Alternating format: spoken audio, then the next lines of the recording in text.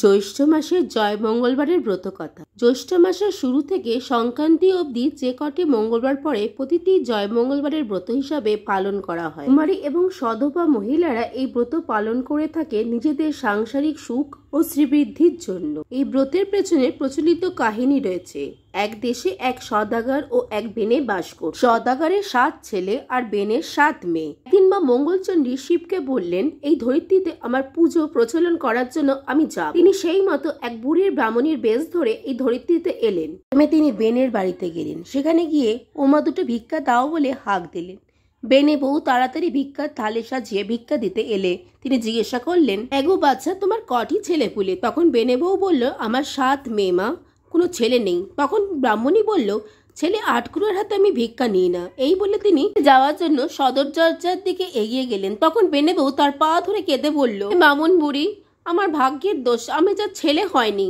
আপনি বলুন আমার কি করলে একটি ছেলে হবে? ব্রাহ্মণী তাকে একটি ফুল দিয়ে বললেন, জ্যৈষ্ঠ মাসের মঙ্গলবার এই ফুল দিয়ে জল খাতে এবং দেখবি তোর একটা ছেলে হবে, তার নাম রাখবি জয়দেব। এই বলে তিনি চলে গেলেন। এবার মা মঙ্গলচণ্ডী আবার বাউনির বেশে সদাগরের বাড়ি গিয়ে বললেন, ওরে কে কোথায় আছিস, আমায় দুটো ভিক্ষা দে। সদাগরের বউ তাকে ভিক্ষা দিতে গেলে বাউনি বলে ওঠে, তোর ক ছেলে মেয়ে মা? সদাগরের বউ বলে ওঠে, আমার 7টি ছেলে, কোনো মেয়ে নেই। তখন বাউনি বলে, তাহলে তোর কাছে তো ভিক্ষা নেওয়া যাবে না।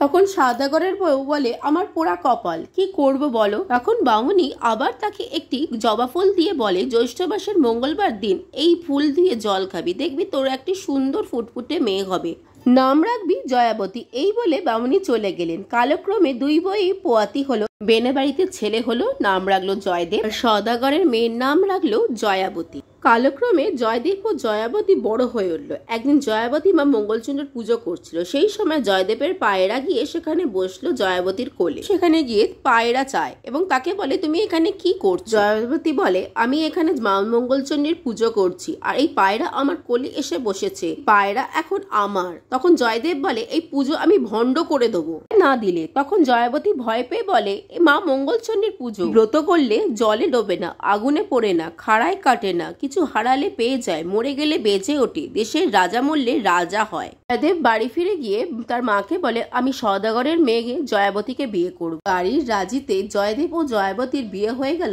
জ্যৈষ্ঠ মাসের মঙ্গলবার। বাসর ঘরে জয়াবতী কি যেন খেলো, তা দেখে জয়দেব বলল, তুমি কি করলে? তখন জয়াবতী বলল, আজ জ্যৈষ্ঠ মাসের মঙ্গলবার, তোমাকে বলেছিলাম না আজ মঙ্গলচণ্ডীর পুজো করি আমি? বিয়ের আগেই তো তোমায় এই ব্রত সম্পর্কে বলেছিলাম, মা মঙ্গলচণ্ডীর দ্বারায় সবকিছু পাওয়া যায়, সবকিছু হারালে তা ফিরে পাওয়া যায়, রাজা হওয়া। সদাগর তার মেয়েকে সোনায় মুড়ে বিদায় দিলে 7 ডিঙা ধনে পূর্ণ করে। যখন সমুদ্রের চারদিকে শুধু জল, তখন জয়দেব জয়াবতীকে বলল, এখানে জলদস্যুর ভয়, তোমার সব গয়না আমাকে খুলে। জয়াবতী তার সব গয়না একটি কাপড়ে বেঁধে জয়দেবকে দিল। জয়দেব তখন সঙ্গে সঙ্গে সমুদ্রে ফেলে দিল আর একটি বড় বোয়াল মাছ সেই পুটলিটাকে গিলে ফেললো। বেনে বাড়িতে যখন আসে তখন জয়াবতীকে দেখে সবাই ছিছি করতে লাগলো, গায়ে একটু গয়না নেই। বউ ভাতে সমুদ্রে জাল দেওয়াতে সেই বড় বোয়ালটা ধরা পড়লো। কেউই মাছ কাটতে পারে না।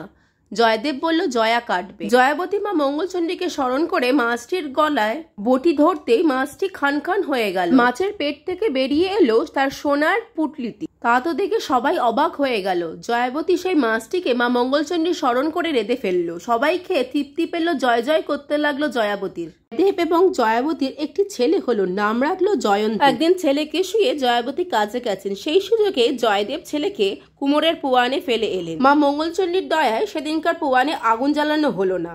আর একদিন ছেলেকে জয়দেব পুকুরের সিঁড়ির তলায় পুঁতে দিয়ে এলো। মা মঙ্গলচণ্ডী আবার ছেলেকে বাঁচিয়ে জয়াবতীর কোলে দিয়ে এলেন। ঘরে জয়াবতী ছিল না। সেই সুযোগে জয়দেব ছেলেকে কাটারি দিয়ে খান খান করে দিল। জয়াবতী ছুটে এসে মা মঙ্গলচণ্ডীর নাম স্মরণ করে নিতেই ছেলে আবার হেসে ওঠে। জয়াবতী বলল, জয়দেব তোমার এখনো বিশ্বাস হচ্ছে না মঙ্গলচণ্ডীর দয়ার উপর?